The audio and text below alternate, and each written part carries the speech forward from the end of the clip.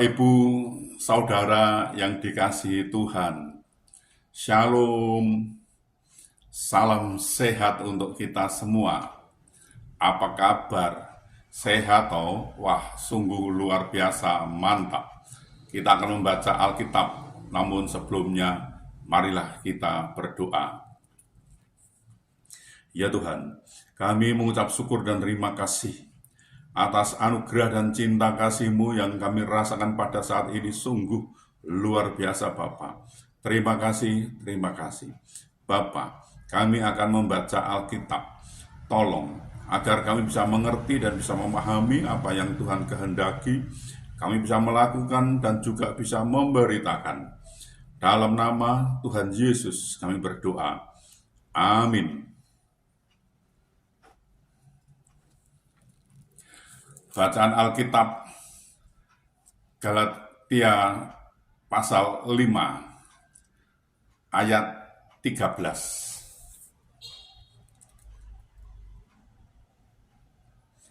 Saudara-saudara, memang kamu telah dipanggil untuk merdeka, tetapi janganlah kamu mempergunakan kemerdekaan itu sebagai kesempatan untuk kehidupan dalam dosa, melainkan layanilah seorang akan yang lain oleh kasih.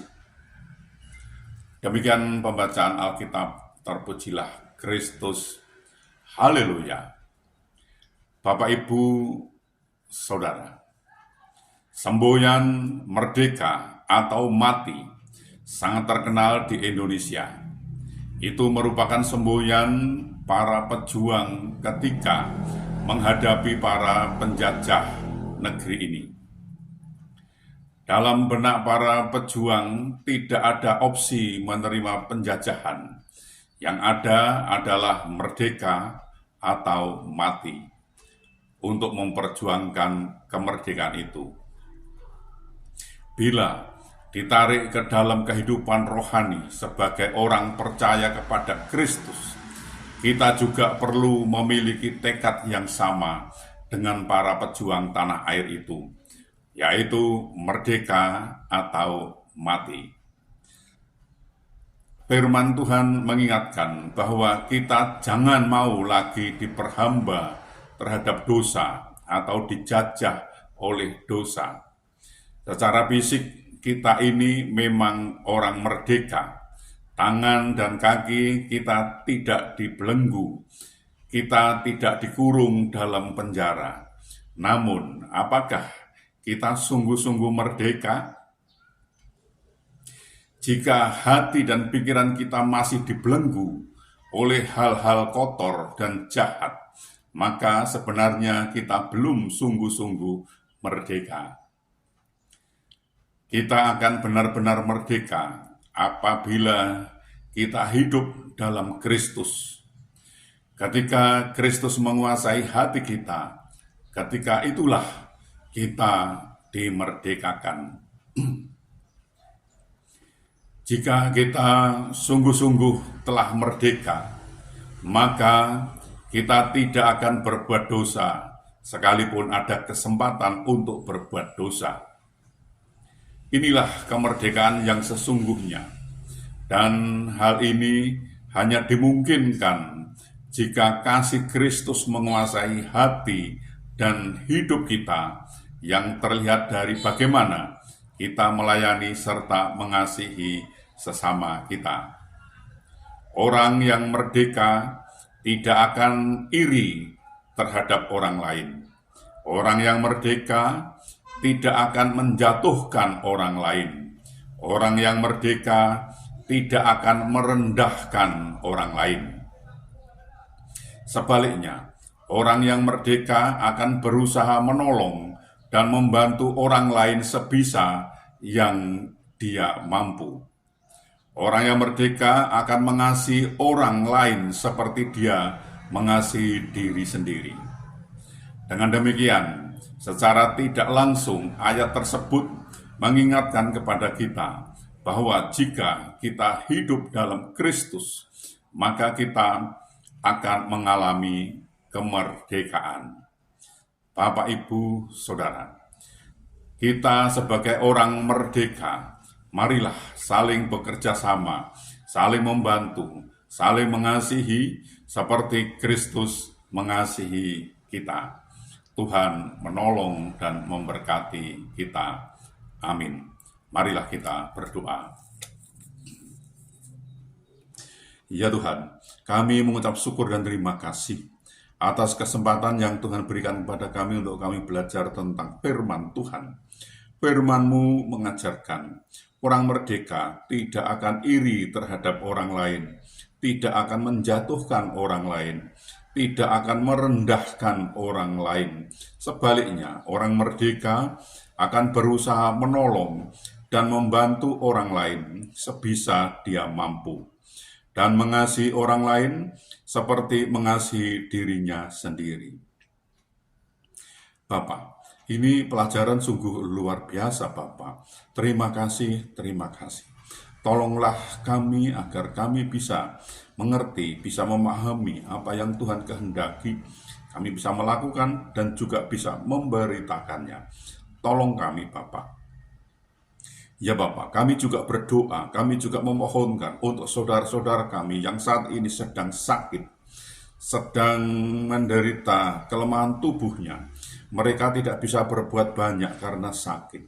Kami mohon belas kasih-Mu, tolonglah mereka, sembuhkan mereka dan pulihkan mereka Bapak, sehingga mereka bisa beraktivitas kembali. Tuhan menolong mereka ini. Ya Bapak, kami juga memohon, kami juga meminta kepada Tuhan, tolonglah kepada saudara-saudara kami yang saat ini sedang kebingungan karena mereka belum bisa memenuhi kebutuhan keluarganya dengan baik. Mereka kesulitan masalah keuangan keluarganya, mereka tidak punya Bapak. Bapak, kami mohon belas kasih-Mu. Tolonglah mereka ini Bapak. Mereka sebenarnya sudah mencari, sudah berusaha, namun sepertinya mengalami jalan buntu Bapak. Kami mohon Bapak, bukakan jalan baru bagi mereka, sehingga mereka bisa mencari, mendapatkan, bisa bekerja, bisa berusaha, bisa memenuhi kebutuhan keluarganya dengan baik. Bahkan mereka bisa berkelimpahan dan juga bisa menjadi saluran berkat untuk orang lain. Tuhan menolong mereka ini.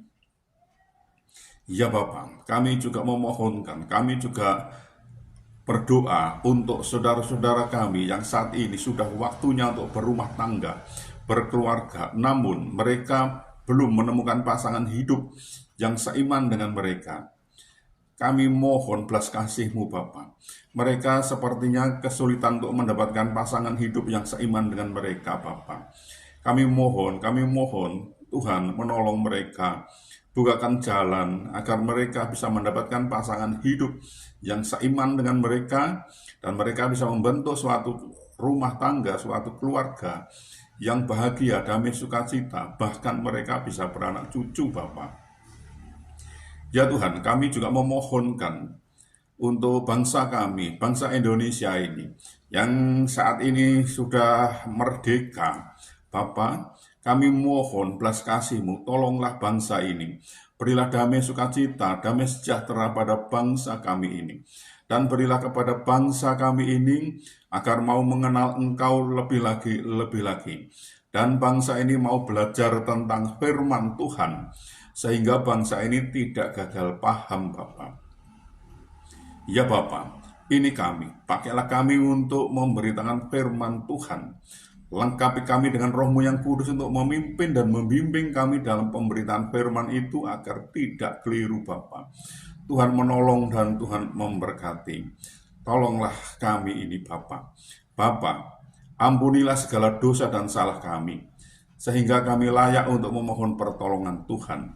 Dalam nama Tuhan Yesus kami berdoa. Amin.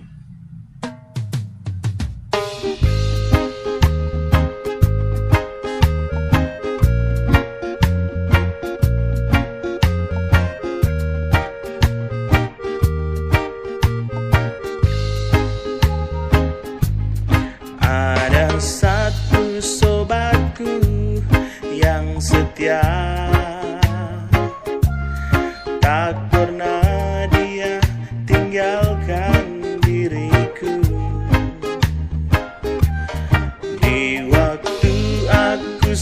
terasa waktuku sendirian.